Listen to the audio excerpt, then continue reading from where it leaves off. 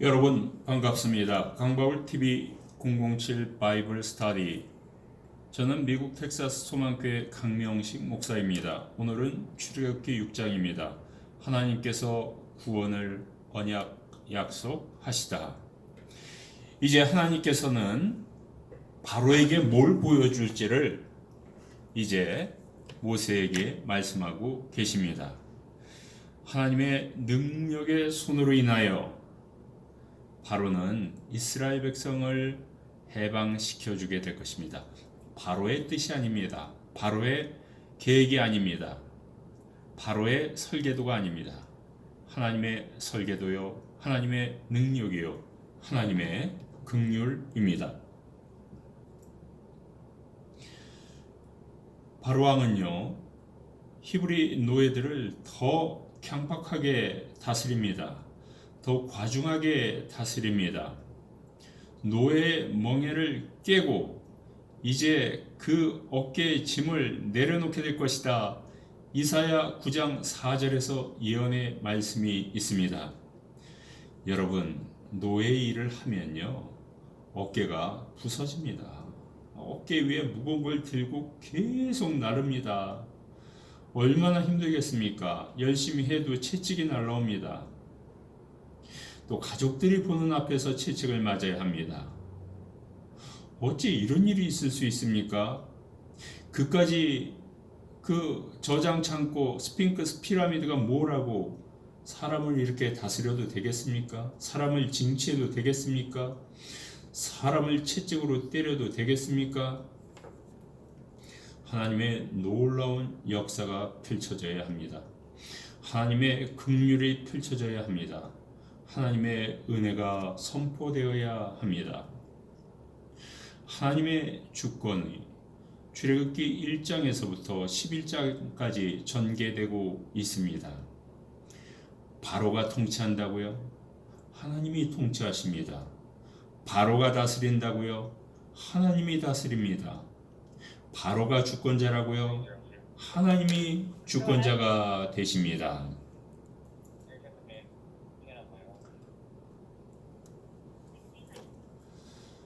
하나님께서 말씀하십니다. 아브라함과 이삭과 야곱과 언약을 맺었으니 그것은 가나안 땅을 주겠다는 것이다. 그곳에서 그들은 외국인으로 나그네로 이방인으로 살 것이다. 나는 이스라엘의 신음소리를 들었노라. 여러분 힘드십니까? 울부짖으십시오. 하나님이 들으십니다. 여러분 고통스럽습니까? 외쳐 부르십시오. 하나님께서 들어주십니다. 주님께서 여호와 하나님께서 이렇게 말씀하십니다. 나는 주 여호와니라. 내가 너희들을 애굽의 멍에로부터 자유케 할 것이다. 나는 노예로부터 해방시켜 줄 것이다. 나는 편팔과 능력의 심판의 행위로 너희들을 구속시켜 줄 것이다. 바로왕이 그냥 풀어주겠습니까? 자기네들의 경제 체계거든요. 430년 동안 쌓아온 가장 하층민인 노예를 중심으로 한 경제 체제예요. 이것을 바로왕이 얘다 가져라 이렇게 해방시켜 주겠습니까? 미국의 남북전쟁, 노예 해방 전쟁이죠. 그냥 해방 안 시켜주니까 전쟁이 일어나는 거예요. 바로왕도 그냥 해방시켜주면 10대 재앙을 만나지 않죠.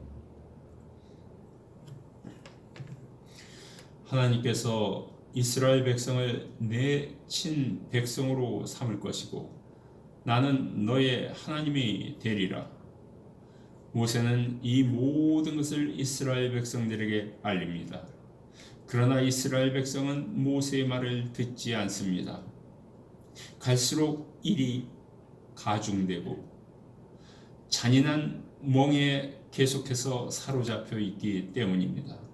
현실이 좋아지지 않는데 어찌 모세의 말을 들을 수 있겠습니까? 현실의 형편이 나아지지 않는데 어찌 모세의 말을 따를 수 있겠습니까? 이스라엘 백성은 모세의 말도 듣지 않으려고 합니다. 모세는 가운데 낀 샌드위치가 됩니다. 하나님께서는 하시라 그러고 이스라엘 백성은 자기 말을 듣지 않습니다.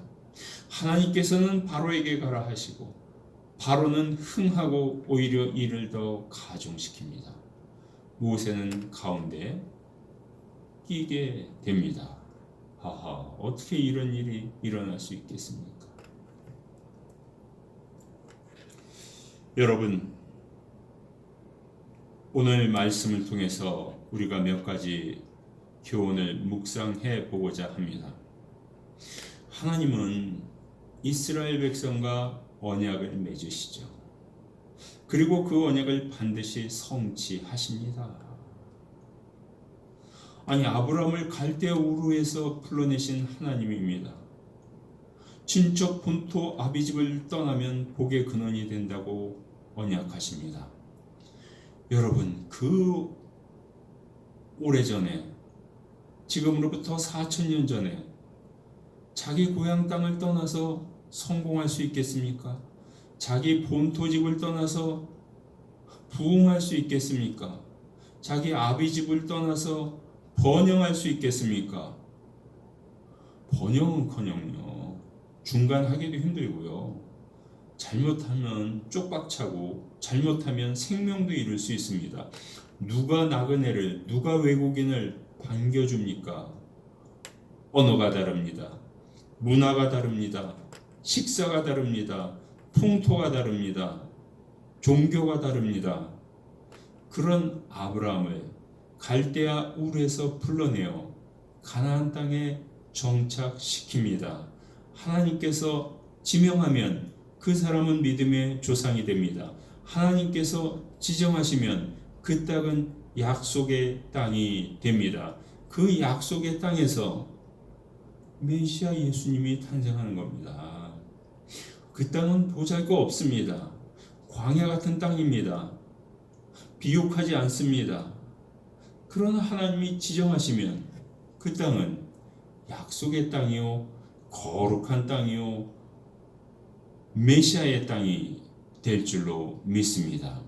하나님은 언약하시고 성취하신다.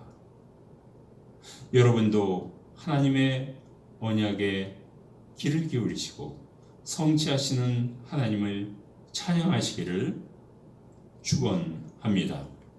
두 번째로, 모세는 어떤 환경 속에서도 앞으로 전진합니다.